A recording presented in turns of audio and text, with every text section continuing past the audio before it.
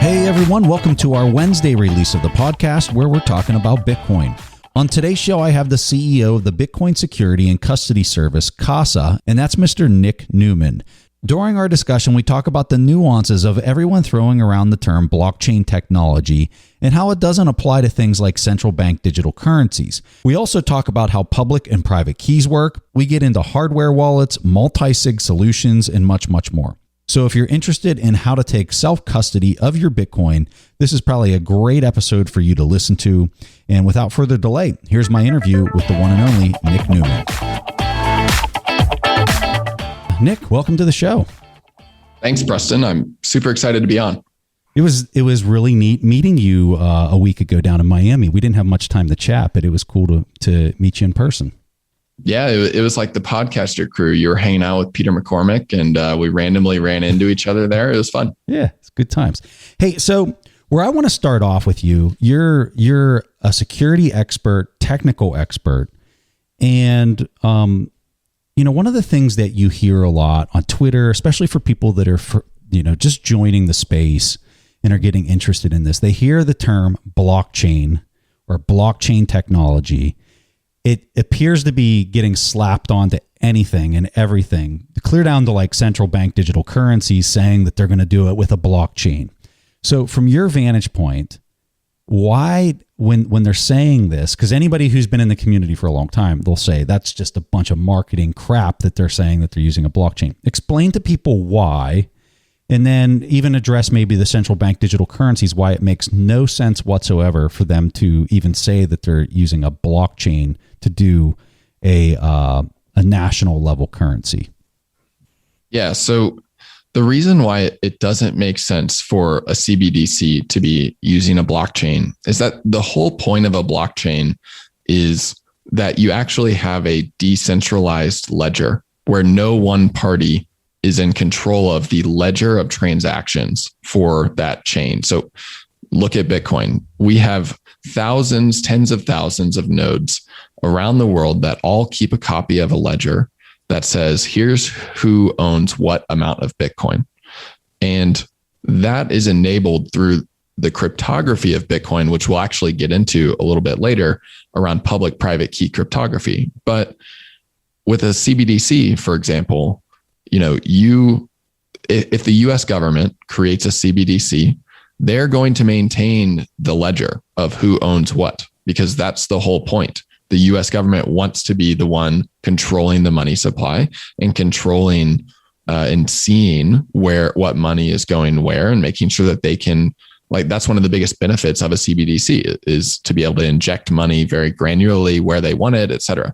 It doesn't make sense to do that on a blockchain. It's just, you can use a database for that and make sure that database is very redundantly, securely backed up. And so when people are kind of taking blockchain and kind of trying to smatter it all over the place to give themselves a marketing benefit because it's a hot thing, it just doesn't make sense. There are very narrow use cases for a blockchain that really rely on decentralization and a very high level of authentication certainty. And so those are the reasons why you really would want that to use that technology. I've even seen it thrown around for logistics purposes, like people saying that, we can manage our supply chain with this new blockchain technology. And even in that case, at least for me, and maybe you disagree, but it seems like there's no real global use case for something like supply management of why does that need to be a decentralized ledger? Why can't we still use centralized ledgers in order to manage some of this stuff?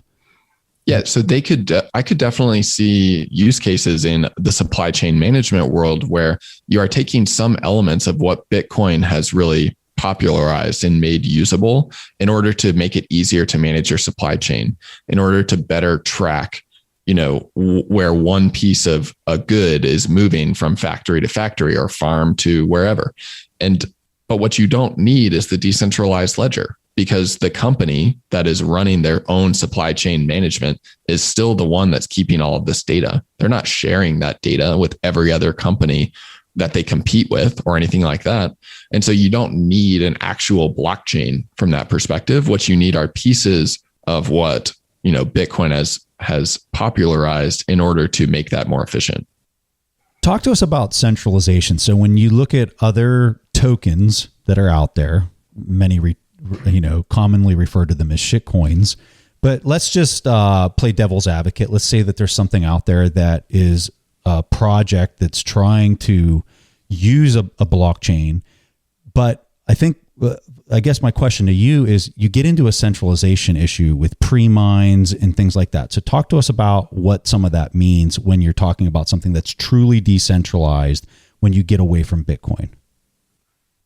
So the most important benefit that Bitcoin brings is that it's this money that really no sole person has control over. There's no government that can say, I want to print a bunch more Bitcoin. There's no founder of Bitcoin. Satoshi's gone. There's no founder of Bitcoin that can come in and say, we need to remove the supply cap. And so the decentralization aspect ranges across a huge variety of aspects of any system like Bitcoin. There's how the decisions are made, which is what I was just referring to. There's also how easy it is to run a node so that individuals around the world can actually validate transactions in the ledger themselves. For a lot of other chains besides Bitcoin, they've tried to pack more information on chain, which makes it more difficult to run a node and therefore makes the network more or less decentralized. It means that more people are trusting, a third party. Like on Ethereum, there's more people that trust in Fura for their data rather than verifying it themselves. With a $250 node. Yeah, exactly. Or a free one. If you have a computer already, you can download it and do it with the Bitcoin Core software. And so the thing that I think is important there is to remember the scale of how do all of these different chains and all of the different tokens and stuff that has exploded over the last 10 years, where do they fall on this scale of decentralization? And what do you really care about? And for me personally, when I'm thinking about money that I am storing a lot of value in, and in some aspects, people are storing their entire net worth in Bitcoin, I want to make sure that is as resilient and robust a system as possible. And that's Bitcoin wins that use case far and away. So one final thing that I want to talk about in this area is proof of work versus proof of stake. We've had a lot of discussions about this on the show and outside of the show on Twitter. But what are your thoughts, and why is one more important than the other when you're thinking about decentralization and just kind of the sustainment long term? Because anybody who is a fan of proof of stake is going to make the arguments that it's way less energy intensive and it has a benefit there compared to proof of work. But proof of work also has its own benefits. So talk to us about what some of those things are. So some of the benefits around proof of work are that there is each proof of work unit and each miner has the same amount of say in or ability to actually influence the network as every other miner. And so you can simply scale up your operations to actually try to win more Bitcoin through the mining process. Is this requiring more energy than proof of stake?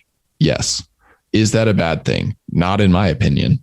Because if I'm storing, like I said, my life savings in Bitcoin, then I want to make sure that there's a lot of energy going towards securing the Bitcoin network. And there's all of these really interesting papers and explanations being put out by people smarter than me around this, like Nick Carter, the Square plus ARK Invest paper, where they're talking about how Bitcoin can actually incentivize green energy and actually incentivize this move to sustainable energy. And so in a major way, right? Yeah. And more efficient use of even the energy that we have today, where you can use local energy more efficiently on the grid rather than having it go to waste. There are a ton of reasons why Bitcoin benefits the energy grid And so I think that the whole argument around energy with proof of work versus proof of stake is just, it's unnecessary, and it comes from an uninformed point of view. Looking at proof of stake specifically, some of the things that I think remain to be proven, there's a lot of it that is unproven right now. And there's also some things that I would consider drawbacks. So on the unproven side, there's just the question of, will these proof of stake systems work at scale when the incentives are so high to attack the network at a value level like Bitcoin's? That hasn't been shown yet, because none of the proof of stake networks have actually grown to the size where the incentive is really big. The second is around how it benefits people who already hold large amounts of that coin. And so in a way, you could argue that it has a risk of creating like an oligarchy, where people who are already rich continue to benefit by staking their coins and receiving more coins and getting richer. And the people at the bottom of the rung maybe don't even have the ability to stake their coins. And so it's just a very unproven system right now that I think has some serious drawbacks to it that people like to paper over. And from a pure technological perspective, I'm really interested to see Ethereum make this transition, and whether they can do it successfully, and whether the network stays secure over the next 3 years, or 3 to 5 years after they make that transition. I kind of suspect that if there would be issues that would come up with it, it would probably take maybe even longer than that, because you're really talking about like a squatter's advantage, where the longer that you're able to just stake these coins and collect interest, and the pool of transaction fees just continue to flow to these, I call them squatters, that are basically staking their coins. 10, 20, 30 years from now, that's going to be a significant advantage to somebody who is just the first person on the scene. Whereas with proof of work, the person who's showing up the newest, like if I just show up right now and I buy a new mining rig, like I have a big advantage over somebody who was here 4, 6 or longer than that years ago, because of Moore's law and processing speeds getting faster. And so you have to continue to exercise your fitness of updating your hardware and managing your performance, and most importantly, finding low cost energy. Like we just had the El Salvador announcement, and the president, volcano. The president's like, let's use geothermal energy for free right out of the volcano, and let's just start mining Bitcoin. So it's kind of interesting. Yeah. And I think that brings up a really interesting point, which is that proof of stake does not incentivize innovation, whereas proof of work incentivizes innovation because of Moore's law, and because of the fact that people have the ability to find cheaper energy, that you can still make a startup that is going to go do something crazy, like use flared natural gas to power Bitcoin miners. I think you had those guys on your show a few episodes back. Yeah. Whereas in the proof of stake realm, all you can do is just stake your coins. So you can maybe go raise capital to stake coins, but you don't really there's no innovation advantage there. Whereas somebody who can develop a better chip, find better energy and cheaper energy, and be more efficient overall at mining is going to win, even if they don't have as much capital as some of the bigger players. So one of the underlying things of Bitcoin is just public addresses versus private addresses. How can you explain this really simply so that it just kind of clicks for people to understand the importance of the two? So a private and public keys form what's called a key pair, and every Bitcoin wallet has a key pair. The private key allows you to actually spend Bitcoin. And so you keep that a secret because you don't want other people to be able to spend your Bitcoin. What does a private key look like? So a private key is like it's a 256 bit piece of information, of data.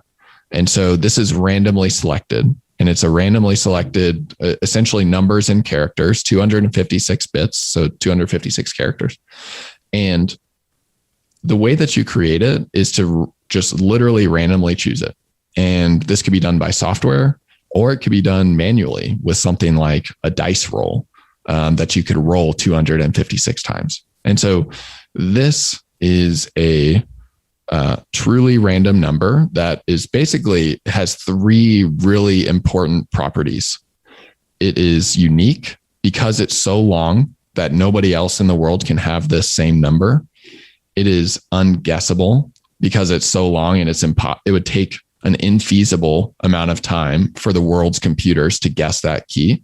And then it's unforgeable, meaning that to the network that is actually looking at Bitcoin transactions, it's impossible to trick somebody into believing that you have a private key that you don't actually have. So these three U's here basically make private keys an extremely strong form of authentication to prove that you have ownership of an asset like Bitcoin. So then how is the public key associated with that? So the public key is actually created from the private key. And what the public key lets you do is it lets you receive Bitcoin. So from the public key, you can create Bitcoin addresses, and those addresses you can share with people, and they can send Bitcoin to that address. And that is how Bitcoin gets tied to the private key, which allows that Bitcoin to be spent. And the way you actually create a public key is through some fancy cryptography wording here, elliptic curve multiplication. And the important part of this is that this is a calculation that is a one-way calculation.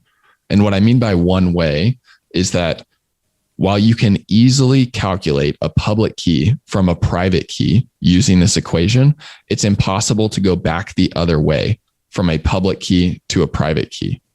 And so this is what enables you to actually share that public key out with other people, with the world, to receive Bitcoin without having to worry about having that Bitcoin stolen from you.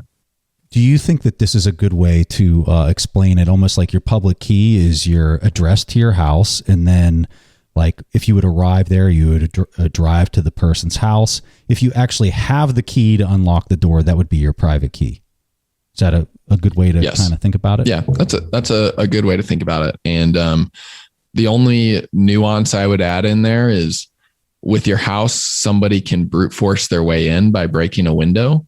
With a private key, it would take all the world's computers, millions of years kind of thing to try and brute force guess what a private key is. So securing this. So talk to us about, so when a person would see their private key, a lot of the time it's associated with like a 24-word mnemonic. Talk to us about how that works versus the 256 characters that you were talking about earlier. Yeah. So the mnemonic is another form of the private key, and you can actually, they're interconnected where basically it's the same key, but somebody smart along the way figured out how to make that key human readable in the form of 24 words. And this allows people to actually save that key and back it up in an easier way than, this 256-bit string. Almost like a domain name instead of an IP address of 1, 2, 3, 4. Yeah, okay. Gotcha. Yeah, exactly. And so this made it easier for people to write down those 24 words on a piece of paper or put it on metal or something like that. And then what that means is that in case they ever lose a key through they've messed up the software that they were using the key through, or they lost the hardware that was holding the key, they have this 24-word seed phrase to recreate that key and actually make it usable again and access those funds. And so anytime you are self-custodying your Bitcoin, you actually are most of the time given a seed phrase to back up that key so that you have that protection against loss. And it's a whole nother story about whether that actually works. I don't think it necessarily is that great of a solution, but we can get into that later. All right. Talk to us about XPub, or extended public addresses. What does that mean so people can understand that? An XPub is basically a form of private key that allows you to, a form of public key that allows you to derive any number of Bitcoin addresses, basically an unlimited amount of Bitcoin addresses. And so the way that you create a Bitcoin address is by taking a public key, or an XPub is a format of that public key. And you're actually running it through a calculation called a hash function. And that you're doing this hashing and then encoding, and that creates a Bitcoin address, which can be read by all of the software on the Bitcoin network. And so Bitcoin is essentially a bunch of layers of cryptography built on top of each other that everybody agrees to use. And so this cryptography is what allows it to be so trustless and decentralized, because since everybody agrees to use all of these equations, and these equations are very foolproof because of how cryptography works, that's what allows everybody to trust how much everybody else owns of Bitcoin and where they're sending transactions, et cetera. And so that's why it's so cool, because there's so much kind of cryptographic magic underpinning Bitcoin. And when it comes down to it, it's just math, but it's very simple and elegant in its simplicity. So we have all this explanation of here's what a private key is, here's how you create it, here's what a public key is. Why do these matter is the real question. When you have Bitcoin, all Bitcoin ownership is controlled by private keys. And you really have two options with actually controlling the keys that control the Bitcoin. You can either hold the keys yourself, which is called self-custody, or you can use a custodian, which is like using Coinbase to hold your keys. And so when you're using somebody like Coinbase, you're actually saying, Coinbase, you hold the keys that control my Bitcoin. And when I want to, I will ask you to move it, and you will move it on my behalf. So it's really like having a Bitcoin IOU. And it's very similar to using our traditional banking system today. Whereas when you self-custody Bitcoin, you actually are disintermediating banks. Everybody likes to say you're being your own bank when you're self-custodying your Bitcoin. And so holding the keys yourself is a way that you don't have to trust anybody else with the security or movement of your Bitcoin assets. It's just you. And it gives you, in our opinion at Casa, a huge advantage over other people that are, using Coinbase or any other custodian for holding their Bitcoin. What do you think about a hybrid scenario where if you were doing multi-sig, where maybe you're 3 of 5, and then having one of the 5 being a custodian to just kind of assist in, or maybe what would make more sense to have it as 2 of the 5? Talk us through your thoughts on some of that. Yeah. And we should actually talk a little bit about multi-sig too, and what that means. But let's do that. Let's talk about multi-sig first. Yeah. Okay. So with a private key that you're holding yourself, if you lose that key, you have lost all of your Bitcoin. And this is a huge risk for people that are holding their own keys. And this is part of the reason why people say, I'm going to allow Coinbase to hold my keys, because I trust that they are better than me at doing this. Well, what multi-sig does is it gives you a significantly higher level of protection against both loss and theft. So instead of just having one key protecting your Bitcoin, you have multiple keys protecting that same pool of Bitcoin. And so let's say you have a 3 of 5 multi-sig, like you mentioned earlier. Mm-hmm. That means that you have 5 total keys protecting your Bitcoin, and you need to approve a Bitcoin transaction with 3 of those keys in order for the network to accept that transaction. So what that means from a security and protection standpoint is 2 things. On the loss side, you can lose a key and not lose access to all of your Bitcoin. You can actually lose, in that 3 of 5 scenario, you can lose 2 keys and not lose access to your Bitcoin. And then from a theft perspective, a thief would need to steal more than 1 key from you in order to move your money. So let's say they break into your house and find your Ledger hardware wallet. That's not going to be enough to allow them to actually move your Bitcoin. They're going to have to find 2 other keys, which for what we recommend, actually people should disperse them geographically which would mean that a thief would have to go to find and break into multiple different locations in order to gather these keys. So multi-sig gives you a significantly higher level of protection when you're self-custodying your Bitcoin. So now just kind of backing up to your first question, which was, what about using a hybrid model where you actually have some institutions that hold keys in a multi-sig? We think that's pretty interesting. And we do that today with Casa's product, where out of the 3 or out of the 5 keys that you're holding, Casa actually holds one of them as an emergency. So let's say in our 3 of 5 setup, you lose 2 keys. You'll have 3 keys left, and one of those keys will be held by Casa. So you can always count on us to be at least one of your 3 approvals, but we can't move your funds by ourselves. So Casa can't steal your Bitcoin because we only have that one signature. So we're able to help, but we aren't able to, fully take over and be evil with your Bitcoin.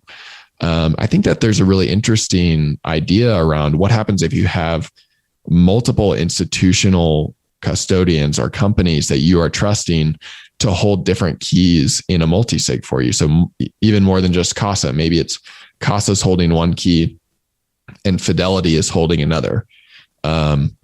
It's really up to an individual person's security model at that point. So some people may say, I feel perfectly happy knowing that Casa and Fidelity are not going to work together to seize my Bitcoin. But so I want to use them both in order to make it so I don't have to manage as many keys. And then on the flip side, somebody could say, I don't trust anybody. I want to have all the keys myself, and I feel technical and competent enough to do that. So that's when you start getting into just what are the individual security models for different people. But I think all of these combinations are really intriguing. Talk to us about a metal seed storage device and what your thoughts are. I know Jameson Lopp has an incredible article going into detail about which ones to use, which ones not to use based on testing results that he went out and I think he did them, right? Oh yeah, he did. And he was like dipping those things in acid and lighting them on fire and doing all kinds of stuff. Explain what this is, first of all, because people might not even understand what we're talking about right now. And then in our show notes, we're going to have a link to this article because this article is amazing. I've referenced it a few times. It's pretty good. Yeah. So when you're writing down a seed phrase, for example, you need a safe place to put it. And what people have done in the past is, put it on a piece of paper or something, but that isn't that safe. A piece of paper can very easily get destroyed by a flood or by a fire or something like that. And so what people have turned to is they're starting to put seed phrases on metal backups. The idea with the metal backup is that it's just much more resilient against any sort of degradation or accidents over time. And so they'll actually, there's a few different ways you can do it. There's some that where you will inscribe it into metal or hole punch it into metal. You can, have some of them get real fancy and have little letters in metal that you put in order. Definitely don't recommend using those because those can all fall out and suddenly your seed phrase is gone. But the article that Jameson wrote was basically going through all of these things and seeing what lasts the longest through all of these different types of accidents. And he was, lighting them on fire, dumping them in acid, letting them sit in water for a long time so they rusted, all of that kind of stuff. And it was pretty interesting. My opinion on this is that as a whole, seed phrases are confusing to people and they are a pain to try and back up. Nobody wants to spend an hour kind of hole punching into a metal plate in order to have a backup that they can then put somewhere and feel anxious about for the next 5 years, wondering if, something's happened to it. It just doesn't seem sustainable from a mass adoption standpoint, in my perspective. And so that's where I think it's really interesting that multi-sig comes in, where with each key in your multi-sig, it's no longer a critical objective to protect and be able to restore a single key. So let's say you lose one of these keys, instead of having to restore it from this seed phrase that you backed up onto this metal and buried in the woods somewhere, you can actually just replace that key and use the other keys in your multi-sig to transfer the Bitcoin to a new whole key set where all of your keys are healthy again. And so this makes it way simpler for people to self-custody. And I think it's going to be the way that everything moves. I think that this is kind of controversial, honestly, CASA's stance on this, but we really think that seed phrases in 10 years will not be used by the majority of people owning Bitcoin. You're saying metal seed storage? Any seed storage. We think that people will be using keys in a way where they no longer need to restore a single private key, because they'll be using some form of multi-sig where instead of needing to restore that key, if they lose it, they just replace it. And they still have access to their Bitcoin through the other keys in their multi-sig. And what that means is that since you no longer need to restore it, you can just replace it. There's no reason to keep the private or the seed phrase for that key. I think this is an important point, because I think anybody who'd be listening to this conversation that's not affiliated or used to talking about Bitcoin would be hearing this conversation and saying, this is absolutely nuts. Like, how in the world is this ever going to scale based on everything I just heard? And I think it's probably an important point to also say, this is for, like, what we're talking about is for storing and protecting and securing a substantial amount of wealth in Bitcoin. Like, we're not talking about securing $100. Like, right. You can just download an app on your phone and have $100 worth of Bitcoin or even a Lightning wallet. Right. Like, I just saw Peter McCormick talked about, buying a cup of coffee over the Lightning network with probably a blue wallet or whatever. And it's immediate. It happens just like as soon as you scan the QR code, the other person receives the Bitcoin, and it's, all happen. Like, all that's in place. What we're talking about is, like, if you're securing $500,000 or $1 million or whatever, like, these are kind of the measures you got to take today based on how everything is currently constructed. But it seems like you have a vision of the future 10 years from now that would be maybe a little bit different than how many of us are acting today. So what do you think that looks like, Nick? So it looks, you can see the foundations of it in the CASA app today. So if you're using CASA to secure your Bitcoin, you can see we have a few different levels of security within the same product. Mm-hmm. So you've got your Bitcoin hot wallet, which is just a single key on your phone. And this is what people use to send Bitcoin, just like you were just saying. Really simple. I'm securing $100 worth of Bitcoin. I want to send somebody $50 for my buy-in for a poker game one night. I can do that. Really simple. All I need is my phone. And then it kind of goes up from there. And so you can have a 2 of 3 multi-sig where, you've got 3 keys. 1 key's on your phone, 1 key's on a hardware wallet, 1 key's held by CASA. You need any 2 of those to spend. And so in that scenario, that is it's pretty easy to manage, because people if let's say they're securing $5,000 worth of Bitcoin, they're probably already using a hardware wallet. And so using a multi-sig setup where a key's on your phone, which you already have, and a hardware wallet, which you already have, makes a lot of sense. It's really simple. And so when people start to get to that $5,000 to $10,000 worth of Bitcoin range, it really makes sense to use multi-sig. You don't need 500,000. But when you're starting to talk about ramping up to like having 5 total keys where you need 3 of them to spend, you're managing 4 of the keys yourself. This is when it's like, you're kind of looking at $100,000 plus of Bitcoin that you're actually securing. And so the way that the future will work is, when people are being their own banks, is that they will have different levels of bank security. Just like in a bank, you have your checking account, your savings account, and the vault.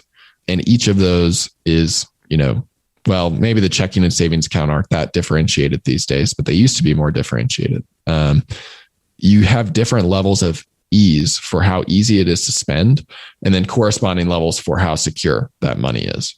And when you have this all combined into one product that makes it really simple and seamless to manage all of it, that is the vision that we really see. Talk to us a little bit about just hardware wallets in general. Explain to people what it is that the hardware wallet does. Explain what it looks like, because some of the people that are listening to the show have no idea. And then, just go into a little bit of detail on that. So a hardware wallet, some of the brands that you may have heard of are like Cold Card or Ledger or Trezor. And essentially what it is it's a device that has a computer chip on it, usually a secure element, which is a highly secure computer chip. And that chip holds your private key. And the hardware wallet usually has a screen as well. And so what it does is it actually acts as a private key that never touches the internet. And so this is important because let's say, if you're holding your keys on your computer through some software wallet that's on your Mac, if you get malware and it is able to scrape your private key, they could steal all of your money. Whereas on one of these hardware wallets, since they are offline special purpose devices, there's really no malware for them. You need physical access to be able to steal any data off of those. And for some of them, you can't even with physical access, you can't steal that key. So what they look like, because they're tamper proof, or why? Well, so the hardware wallets that have secure elements are generally more secure than the ones that don't. And so the way that the secure elements work, and I'm getting a little bit out of my depth here because I'm not a hardware guy, but basically the secure elements are built to protect data and not allow it to be extracted from that chip unless the device is authorizing it, basically. And so that's why they use pins to kind of activate these secure elements and say it's okay to spend this money or use this key. Then there's some hardware wallets that if they don't have a secure element, if somebody has physical access to them, they can actually be able to scrape the Bitcoin, the private key, and get the Bitcoin off of that key. And so this is why if you're using some of those wallets, it's really important to make sure that you're using multi-sig, because if they scrape that key, they still need to go around and find all your other keys in order to be able to do anything. Got it. Yeah, so I think that poses an interesting topic for somebody that would just have a single key, and they got a hardware device. Let's say they ordered it on Amazon and it showed up, and maybe it didn't have any type of secure stickers, or even if it did, to demonstrate that it hadn't been tampered with. That's kind of a threat from your vantage point, then. Yeah, it is. It definitely is. And we never recommend buying your hardware wallets on Amazon unless it's coming from the verified manufacturer themselves. You should always buy it from either the manufacturer, so go to Ledger's website and buy it from them, or from a authorized reseller. So for example, Casa is an authorized reseller of Ledgers and Trezors, and we have all these processes in place to make sure that they're not tampered with. So you can see who all of the authorized resellers are if you go to those companies' actual website. But the safest way to do it is just to make sure that you're ordering from the manufacturer or from an authorized reseller, and then you don't have to worry about somebody tampering with it in the middle. Talk to us about a firmware update, because a lot of the times when you get one of these devices, you turn it on and it says software update, and like people who don't know what's going on from a software or hardware standpoint, they're just a little freaked out, being like, I thought this thing doesn't need to connect to the internet. Like, how is this? Am I downloading some type of malware or what? So talk to us about that. Yeah. So with a firmware update, you are downloading new information, new firmware that's getting installed on the device. And you want to make sure that you are downloading that from the manufacturer. And you can get it from their website. Just quadruple check the URL to make sure that you're getting it from the right place. If you really want to get fancy, you can actually verify it using cryptographic signatures, and some of the manufacturers will actually post all of that information for you on their site. But what you need to know when you're installing firmware is that you can sometimes wipe the device. Sometimes firmware updates will wipe the hardware wallet because it's doing this big update. So if you've got some funds on there, you want to make sure that either that key is really well backed up using a seed phrase, or you're using multi-sig. So it doesn't matter if that key gets wiped, because there's definitely been people over the 10-year history of Bitcoin that have done a firmware update. Their device got wiped for whatever reason it needed to in that update, and then they lost all their money. And you just think you're keeping up with what you need to do, right? So it's important to keep up with firmware updates, because a lot of times they have security improvements and that kind of thing. And actually for CASA clients, what we do is go through and test every firmware update and then send out an email to everybody saying, hey, you got the green light to make this update. It's not going to wipe your device, that kind of stuff. But you want to stay up to date, because there can be security updates. So make sure that you have it backed up, or you're using multi-sig. So recently, the taproot update to Bitcoin just met all of its signaling gates from the miners to proceed forward with the update. Talk to us a little bit about what this is and what it means for anonymous multi-sig signatures. Yeah. So it's a really interesting improvement to Bitcoin multi-sig and Bitcoin in general, and the scripting capabilities of Bitcoin in general. But focusing specifically on multi-sig, the way that it works today is when you are creating a multi-sig wallet, you're actually telling the network that, hey, this is a 3 of 5 multi-sig. When you're going to spend the money is when you're really telling the network. But anyway, you have to reveal that information, that this has 5 total keys protecting the Bitcoin. You need 3 of them to spend. And so anybody who's watching the network can see how much Bitcoin is estimated to be held in 3 of 5 wallets today, that kind of thing. With the taproot upgrade, there's a piece of it called Schnorr signatures. And what Schnorr signatures let you do is something called signature aggregation. So this means that instead of how it works today, where each of the signatures in a multi-sig is held separately in a Bitcoin script, they can actually be collapsed into one signature and look like just a single signature wallet, even though it is a truly a multi-sig wallet. So this gives a little bit more privacy protection to people using multi-sig, and allows it kind of breaks the on-chain analytics aspect of it.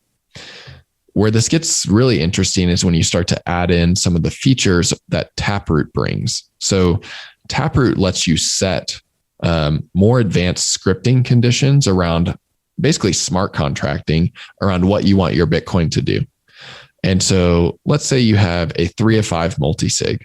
You can actually set it using Taproot to say, if I don't move Bitcoin from here for 5 years, this should turn into a 2 of 5 multi-sig. And then if I don't move Bitcoin for another 5 years, it should turn into a 1 of 5 multi-sig.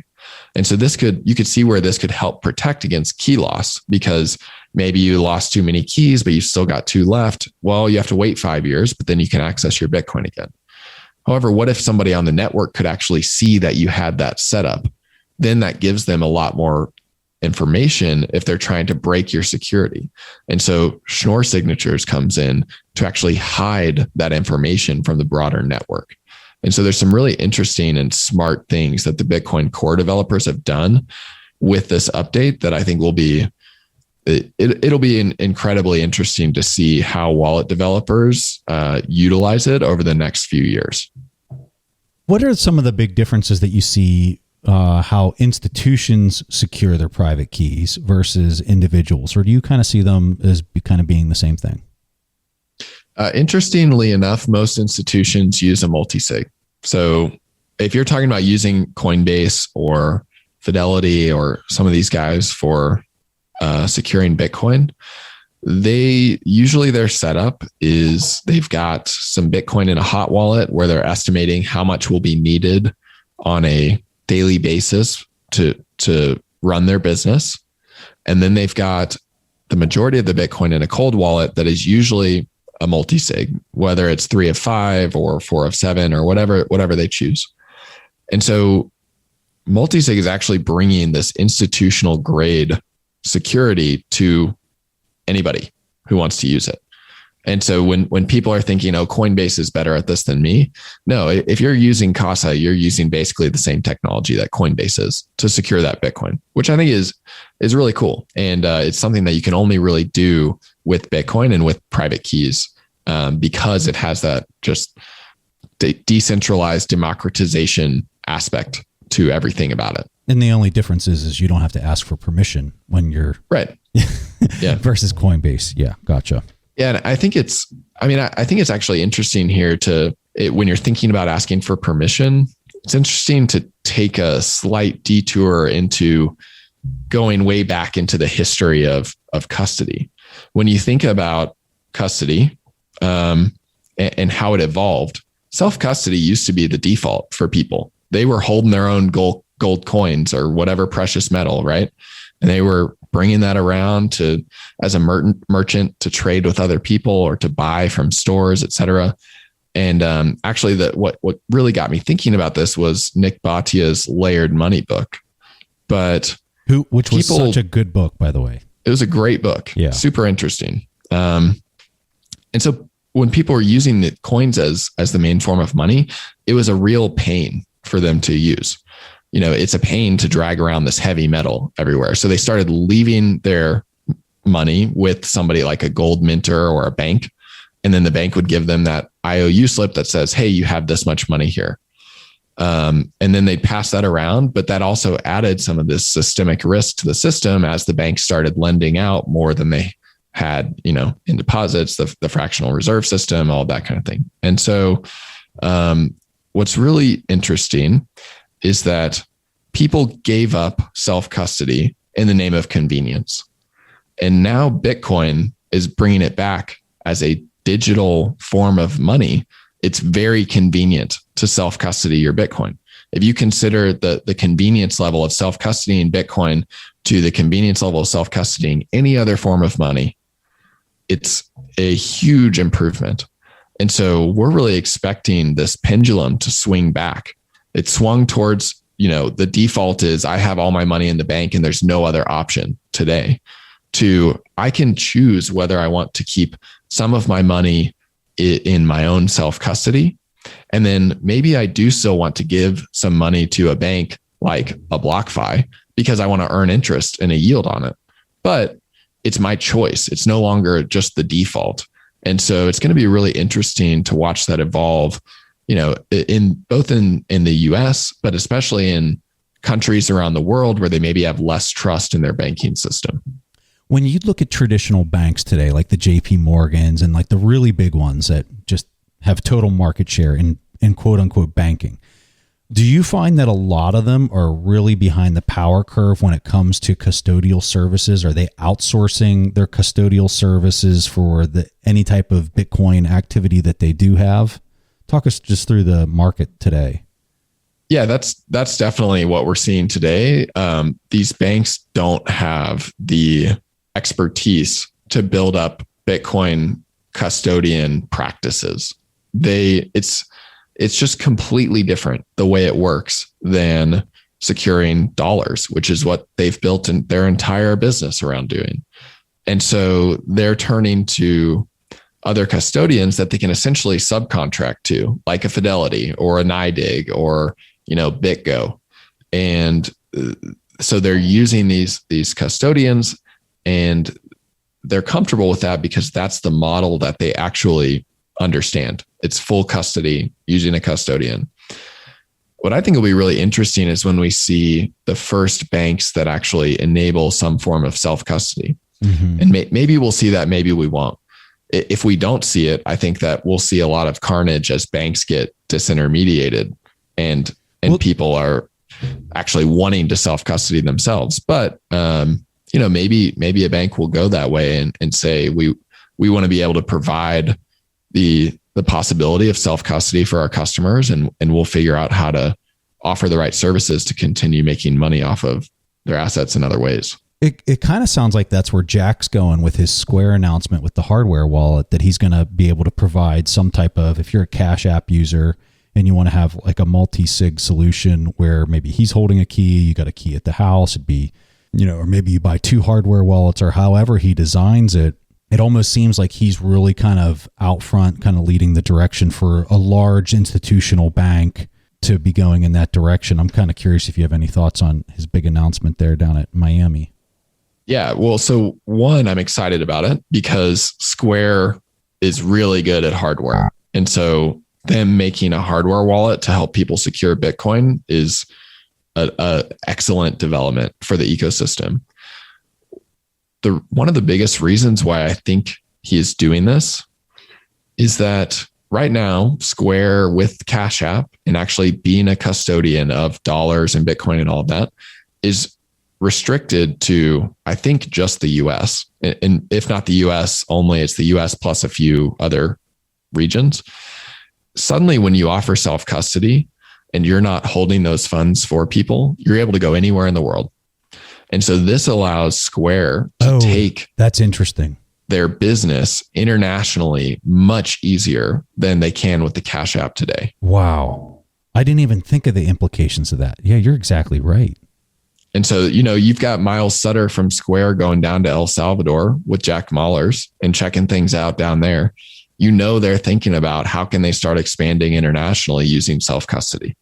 I mean, just think of it from a test bed standpoint. Like anybody who's trying to expand operations globally, especially with Bitcoin or Lightning, like you got free reign down there in El Salvador now. I mean, they are there with arms wide open, like, come on down and test it out. Like, we're not going to stop you.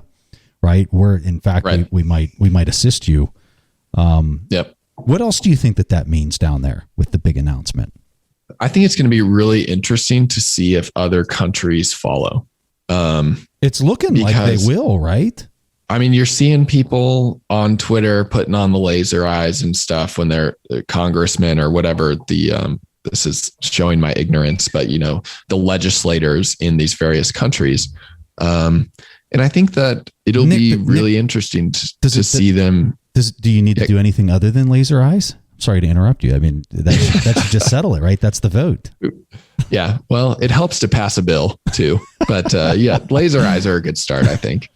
I'm sorry. Go ahead. I'm sorry. My bad joke interrupted your train of thought. No, it's okay. I think that, we'll see. It will be really interesting to see if other countries follow suit. And you've talked about this a lot, the game theory of country level adoption of Bitcoin. And you don't want to be the last country adopting Bitcoin. That will be very interesting to see, especially in countries that are dollarized or, utilize other countries' currencies that they don't have control over as their main form of currency. Because they're already used to not having control of the money supply. Why have to rely on the good faith of the US government, who could decide to print money to benefit US citizens when Bitcoin's not going beyond 21 million supply cap? And so I think that there's some interesting game theory around getting in first. There's some interesting incentives if you're already not currently managing your own money supply. And some of these regions in Latin America, South America, Africa, these are some of the areas that actually fall under those criteria. And so we could see some of these places become the first adopters of Bitcoin. We already are seeing it with El Salvador, but I think that before anybody like the US or somebody in the EU pulls something like El Salvador does, you're going to see a couple more countries that are just smaller doing it first. Talk to us about CoinJoin. This isn't something that I've ever talked about on the show before. Explain to people what it is, and then just kind of your thoughts on what it means moving forward.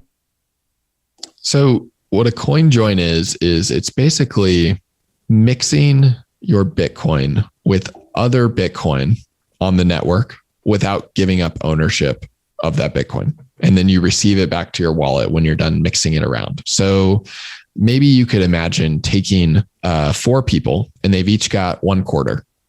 And this is where I think the name CoinJoin might even come from. I'm not sure, but this seems like an apt metaphor. Everybody's got $0.25 and they all put it on a table and you mix them all up. So you don't know whose quarter was whose. And then you take your quarter back out. You still have the same amount of money, but you don't know where it came from. And so what this ties into is the transaction history on a blockchain like Bitcoin. You have the ability to, if you can look at a piece of Bitcoin at, any amount of Bitcoin and trace forever all the way back to when that Bitcoin was first mined, where it's moved. And so for people who are privacy conscious, they may not want that. And they don't like the idea of, I don't want people to see where this Bitcoin came from. Maybe they bought it on an exchange and it's tied to their identity. And so they're like, I'm afraid that this could be used against me at some point. So I don't want this record of it going from the exchange to my wallet. What a coin join does is it actually allows you to mix these up with a bunch of other Bitcoin on the network, get the same amount out, but it's obfuscating where that Bitcoin came from originally. I think that this will be, people who are privacy sensitive are going to continue to use this. I think that there are some interesting things that people are working on, like what the HRF is funding, where you can actually mix a coin join into part of a transaction. So let's say I'm paying you for some good or service. We can do something where we're kind of mixing up our UTXOs in the process and spitting them back out to each other so that the amount of money is correct, but the history is obfuscated. There's like some really interesting things here that could get built into wallets. It will be interesting to see if the US government outlaws it or not. I think that there's a possibility that it becomes illegal. We've already seen some people running Bitcoin mixers get actually arrested for doing that. And CoinJoin just works slightly differently than that. It's less centralized. So that's why I don't think that's happened there yet. But it will be really interesting to see if it remains legal or what they do with it. I mean, I wouldn't think that there's any way that it could stay banned long term. So like if we would warp 20 years into the future, I just don't know how on a global level something like that could sustain a ban. Would you agree with that? I agree with that. Yeah. I agree with that, especially when you have things getting built that are, building it in to everyday usage of Bitcoin, like I was talking about with me paying you. I think that as that stuff becomes more prevalent, it just gets so much more difficult for people to ban. What the government's really worried about is wide scale money laundering. Mm-hmm. And so probably the best way to actually manage that is to continue to monitor the entries and the exits from Bitcoin, essentially. Yeah. And so, I think that it's going to be relatively hard, aside from going after software creators who are actually creating CoinJoin software, to ban it. Do you see taxes? Like, let's warp ourselves 5-10 years into the future. Do you see taxes becoming primarily sales tax? Like the way that we're taxed today, you're in this tax bracket because you made this much, and we can peer into the financial rails so many layers deep and really truly understand how much you made. Like that, being able to do those things in 10 years from now just almost seems like that's not going to be possible.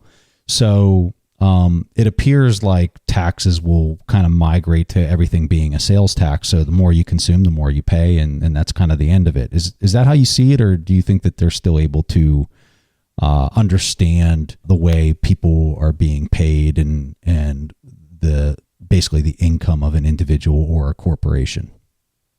Yeah, I think that, I think it's possible that the way our taxes are handled could be changed to a sales tax or a flat tax or something like that. But I don't think it will be because it's forced upon the government. I think it's because the government would decide to do it because they think it's an easier way for them to make revenue. But with the way that, for example, income tax is enforced is through the companies that are employing people. And so the employers are reporting how much they're paying people. And it's much easier for the government to go after an employer than than a bunch of employees. Yeah. And so I think it's, I think it will continue, and it's basically just, rather than the taxes being forced to change, because it's no longer possible to enforce, because I don't think that's going to happen. I think that it'll be more likely that people would move to jurisdictions that are more favorable around taxes. or that, and maybe actually by moving that causes the government that they're moving from to change their tax regime or how they handle it. There's a lot of questions around that. I just don't see this becoming a question of they can no longer enforce taxes. What are your thoughts on running a full node from a security standpoint? If I'm running a full node at my house here, who can see that? What's kind of masked from the public? Talk to us a little bit about some of that stuff. So I actually, personally, I'll admit I don't know enough about kind of internet networking security to know like what it would look like if you could see whether somebody on the outside could see if you were running a full node in your house. But what I will say is that running a full node is a pretty critical part of the Bitcoin network. The more nodes that are running, the more resilient the network is as a whole, and the more resilient that transaction ledger is. And so it's something that we think is really important. And I guess the trade-off is that it requires sometimes a little bit of setup, but it can be a fun hobby project for you to do on a Saturday. And then suddenly you're participating in the Bitcoin network, and it's kind of fun. All right. So, Nick, I just want to personally thank you for coming on the show. I learned a ton and really enjoyed the conversation with you. And if there's anything that you want to highlight or point out to folks about where they can find you or anything else, just feel free to let people know. Yeah. So I think a couple of things. Keys.casa is the Casa website. You can learn about using our product. You can learn about multi-sig and what that is. People feel like it sounds complicated. It's really not. We have a 30-day free trial for you to test out the product. If you've already got a hardware wallet, it's perfect. You just use that same wallet. If you're signing up for one of our premium plans, which is our 3 of 5 plans, we actually send you all the hardware wallets you need in a first package. And so we're really pairing our software with a lot of service. We have people that'll get on the phone with you and actually walk you through how to use the product, make sure you feel comfortable with it, be there in emergencies, all that kind of thing. So we're really focused on making self-custody easier for people because we think it's incredibly important to Bitcoin, and we want to encourage it. So our website is keys.casa. Our Twitter is @CasaHodl. My Twitter is @N-Neuman. That's N-Neuman. And would love to talk to people over there. Thanks for coming on the show. Thanks for having me, Preston. Hey, so thanks for everybody listening into the show. If you enjoyed the conversation, be sure to subscribe to the show on whatever podcast app you're using. We really appreciate that. And if you have time, leave us a review. So thanks for joining us this week, and we'll catch you next Wednesday. Thank you for listening to TIP. To access our show notes, courses, or forums, go to theinvestorspodcast.com. This show is for entertainment purposes only. Before making any decisions, consult a professional. This show is copyrighted by the Investors Podcast Network. Written permissions must be granted before syndication or rebroadcasting. Thanks for watching. Make sure to subscribe and hit that notification bell so you don't miss out on the next podcast episode and new investing resources. What are your takeaways and thoughts on this discussion? Let us know in the comments section below.